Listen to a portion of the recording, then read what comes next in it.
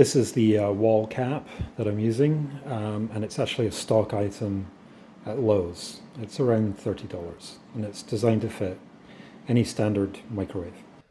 It's for ducts 10 inches wide by 3¼ inches tall.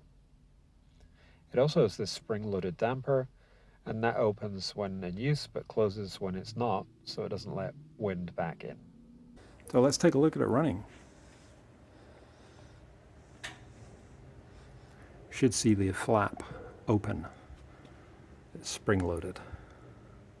That's it running full speed, or turbo mode.